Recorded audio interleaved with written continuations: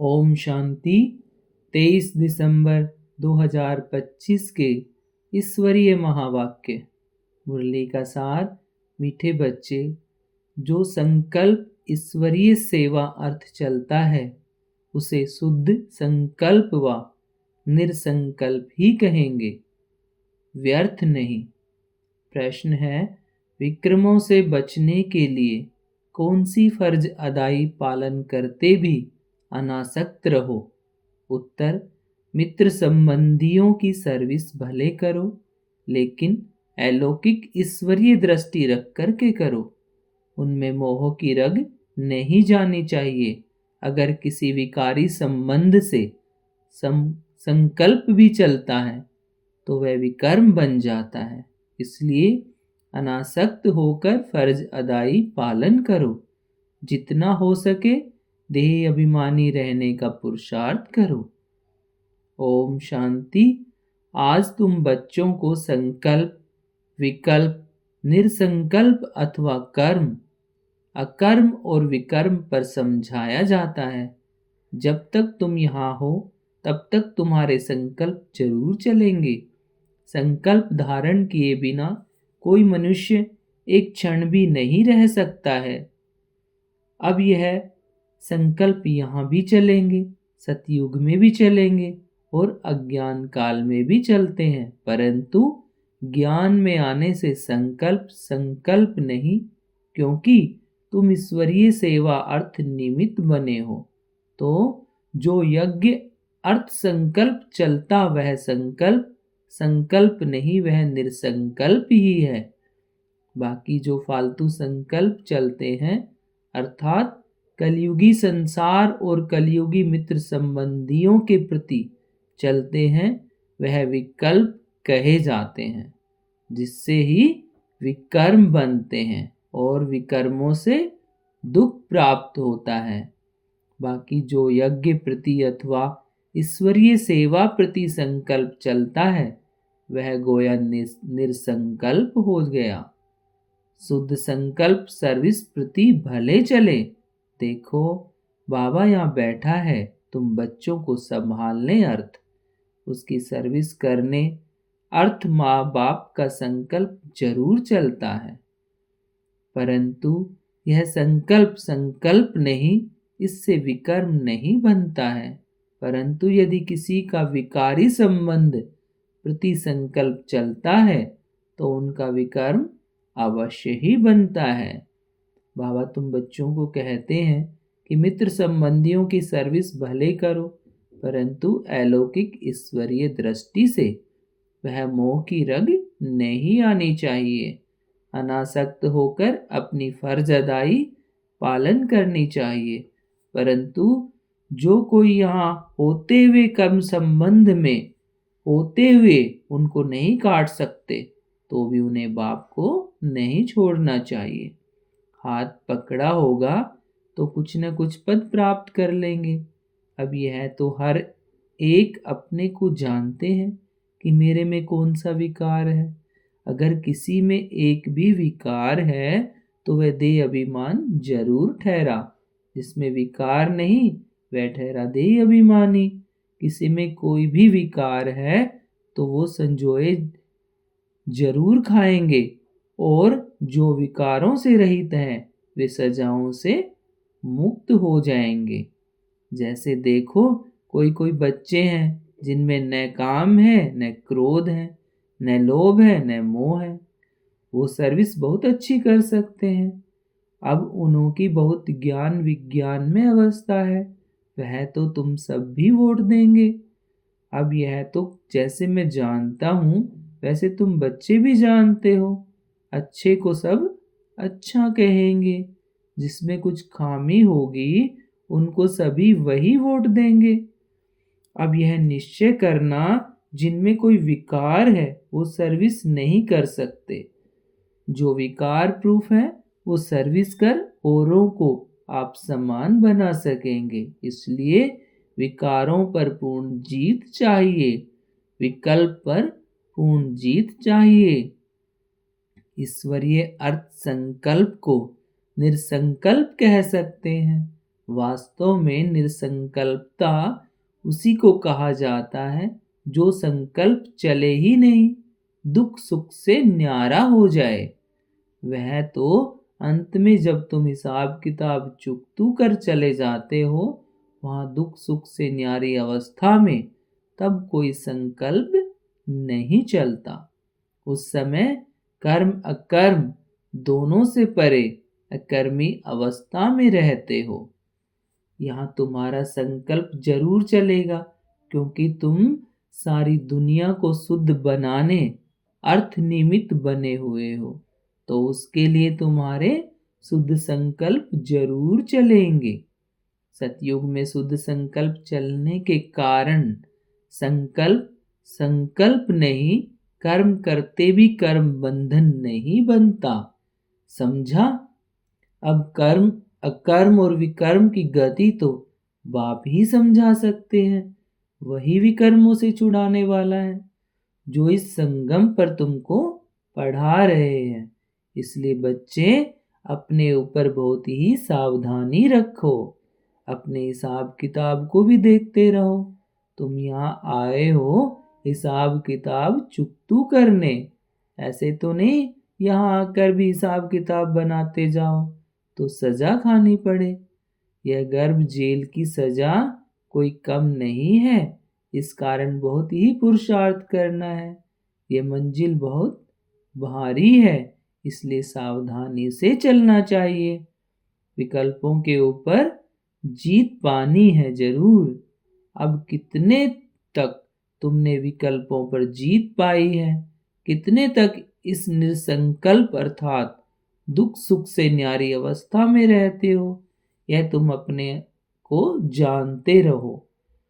जो खुद को नहीं समझ सकते हैं वह मम्मा बाबा से पूछ सकते हैं, क्योंकि तुम तो उनके वारिस हो, तो वह बता सकते हैं।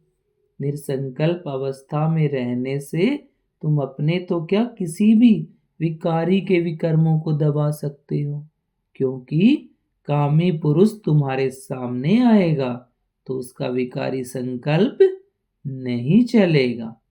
जैसे कोई देवताओं के पास जाता है तो उनके सामने वह शांत हो जाता है, वैसे तुम भी गुप्त रूप में देवताएं हो।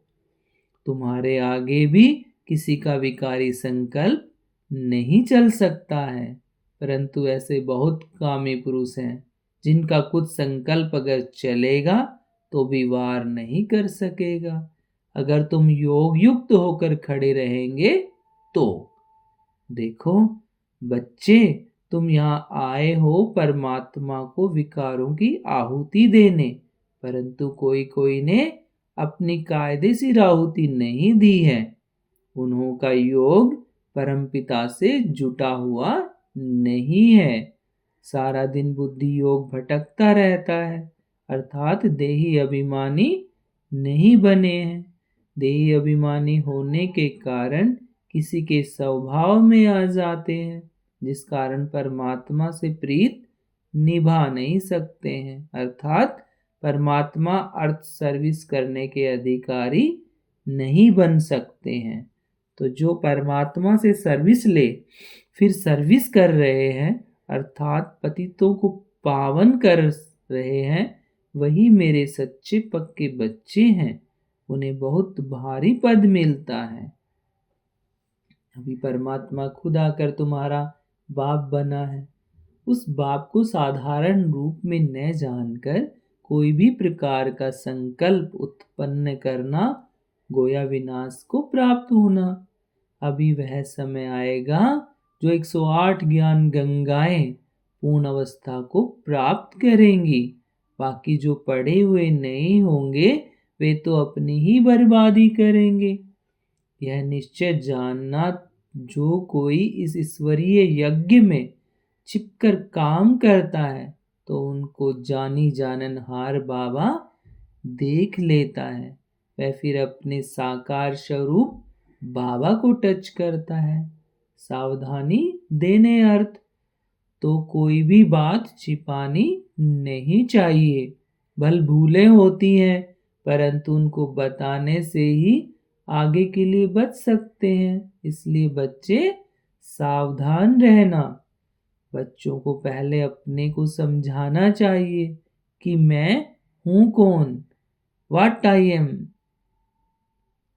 मैं शरीर को नहीं कहते, मैं कहते हैं आत्मा को। मैं आत्मा कहाँ से आया हूँ, किसकी संतान हूँ। आत्मा को जब यह मालूम पड़ जाए कि मैं आत्मा परमपिता परमात्मा की संतान हूँ, तब अपने बाप को याद करने से खुशी आ जाए।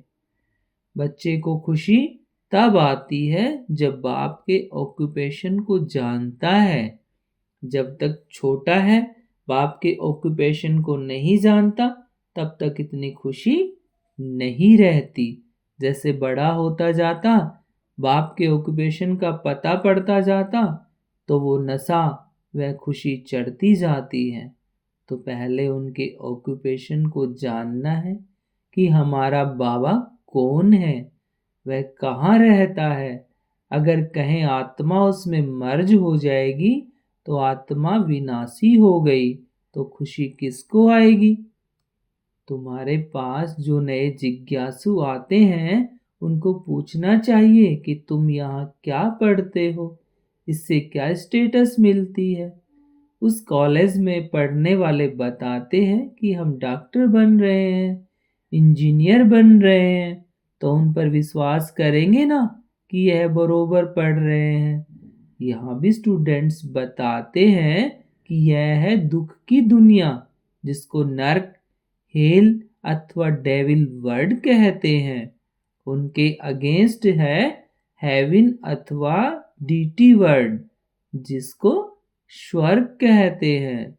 यह तो सभी जानते हैं, समझ भी सकते हैं कि यह वह स्वर्ग नहीं है, यह नर्क है अथवा दुख की दुनिया है, पापात्माओं की दुनिया है। तब तो उसको पुकारते हैं कि हमको पुण्य की दुनिया में ले चलो। तो यह बच्चे जो पढ़ रहे हैं वह जानते हैं कि हमको बाबा उस पुण्य की दुनिया में ले चल रहे हैं। तो जो नए स्टूडेंट आते हैं, उनको बच्चों से पूछना चाहिए, बच्चों से पढ़ना चाहिए, वे अपने टीचर का अथवा बाप का ऑक्यूपेशन बता रहे हैं। बाप थोड़े ही अपनी सराहना खुद बैठ करेंगे, टीचर अपनी महिमा खुद सुनाएगा क्या, वह तो स्टूडेंट सुनाएंगे कि ऐसा टीचर है। तब कहते स्टूडेंट्स सोज मास्टर। तुम बच्चे जो इतना कोर्स पढ़कर आए हो, तुम्हारा काम है नयों को बैठ समझाना। बाकी टीचर जो बीए एमए पढ़ा रहे हैं, वे बैठ नए स्टूडेंट्स को एबीसी सिखाएंगे क्या। कोई कोई स्टूडेंट अच्छे होशियार होते हैं, वे दूसरों को भी पढ़ाते हैं। उसमें माता गुरु तो मशहूर है। यह है डीटी धर्म की पहली माता, जिसको जगदम्बा कहते हैं। माता की बहुत महिमा है। बंगाल में काली, दुर्गा, सरस्वती और लक्ष्मी, इन 4 देवियों की बहुत पूजा करते हैं। अब इन 4 को ऑक्यूपेशन तो मालूम होना चाहिए। जैसे लक्ष्मी है तो वह गॉडेज ऑफ वेल्थ, वह तो यहाँ की ही राज्य करके गई है। बाकी काली, दुर्गा आदि यह तो सब इस पर नाम पड़े हैं। अगर 4 माताएं तो उनके 4 पति भी होने चाहिए। अब लक्ष्मी का तो नारायण पति प्रसिद्ध है। काली का पति कौन है? शंकर। लेकिन शंकर को तो पार्वती का पति बताते हैं। पार्वती कोई काली नहीं है। बहुत है जो काली को पूजते हैं, माता को याद करते हैं, लेकिन पिता का पता नहीं। काली का या तो पति होना चाहिए या पिता होना चाहिए, लेकिन यह कोई को पता नहीं है।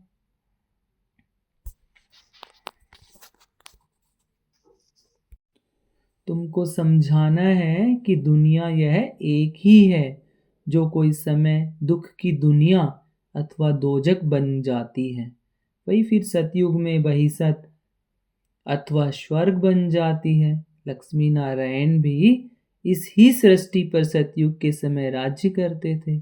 बाकी सूक्ष्म में तो कोई वैकुंठ है, नहीं जहाँ सूक्ष्म लक्ष्मी नारायण है।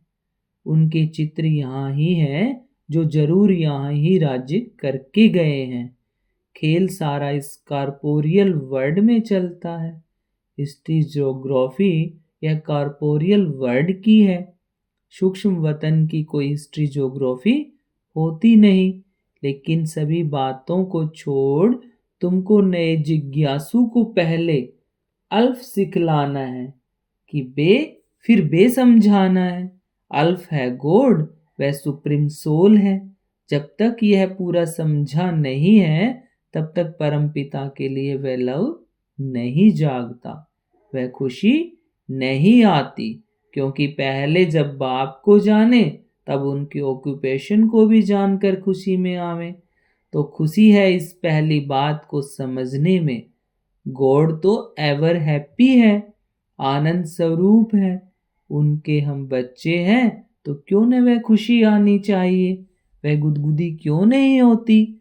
I am son of God, I am ever happy master God. वह खुशी नहीं आती तो सिद्ध है अपने को सन बच्चा नहीं समझते हैं। God is ever happy but I am not happy, क्योंकि फादर को नहीं जानते हैं। बात तो सहज है। कोई कोई को यह ज्ञान सुनने के बदले शांति अच्छी लगती है, क्योंकि बहुत हैं जो ज्ञान उठा भी नहीं सकेंगे।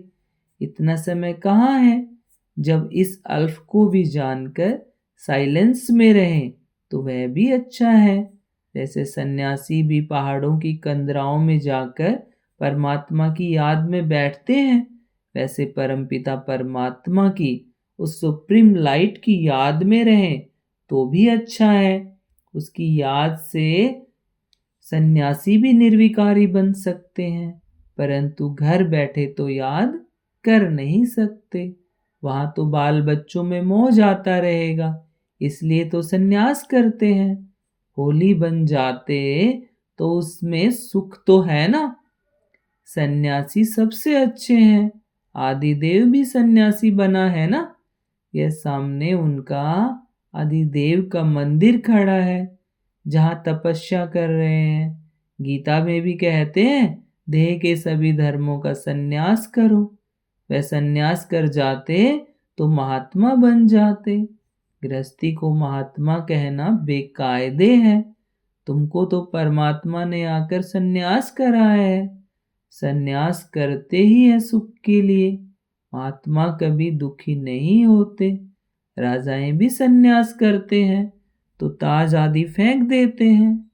जैसे गोपी चंद ने सन्यास किया, तो जरूर इसमें सुख है। अच्छा, मीठे मीठे सिकिलदे बच्चों, प्रति माता पिता बाप दादा का याद प्यार और गुड मॉर्निंग। रूहानी बाप की रूहानी बच्चों को नमस्ते। और हम रूहानी बच्चों की रूहानी माता पिता और बाप दादा को गुड मॉर्निंग और नमस्ते बाबा, नमस्ते।